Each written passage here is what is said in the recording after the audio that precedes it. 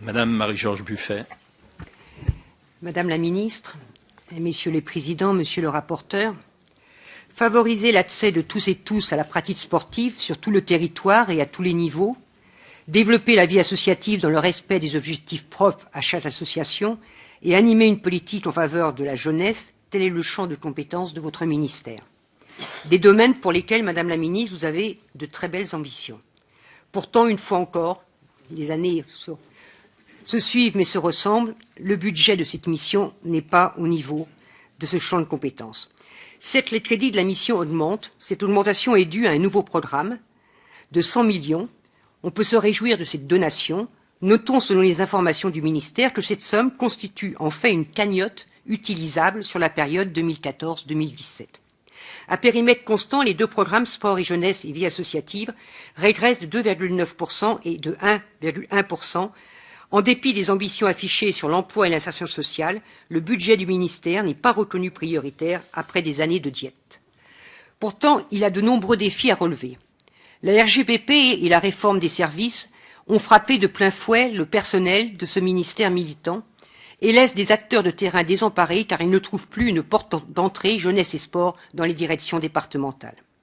Aussi, Madame la ministre, comment voyez-vous la remobilisation d'une administration déconcentrée jeunesse et sport et quel avenir des beaux métiers, professeurs de sport ou conseillers jeunesse et éducation populaire? Quels moyens allez-vous déployer pour faire face aux nouveaux besoins en matière de contrôle liés à la réforme des rythmes éducatifs? La part marginale dans le financement du sport du ministère fragilise son rôle et sa place dans son partenariat avec le mouvement sportif.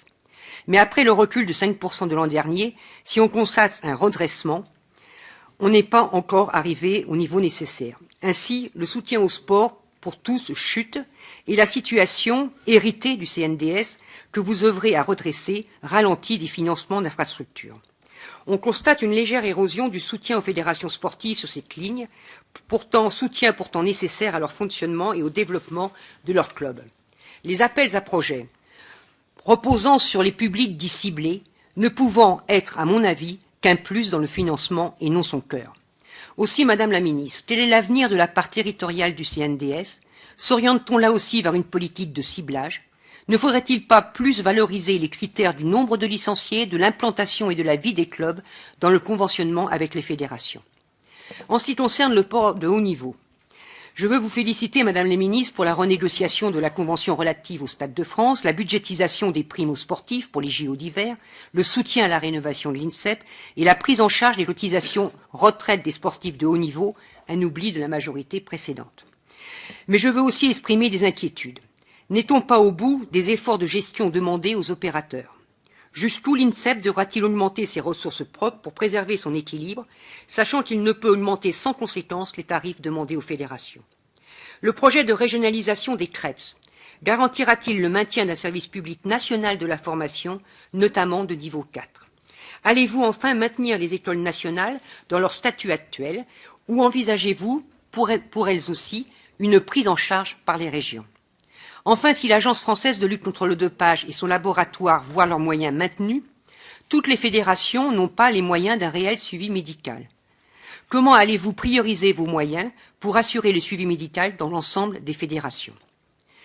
Madame la ministre, le service civique représente les 2/3 des crédits du programme Jeunesse et vie associative.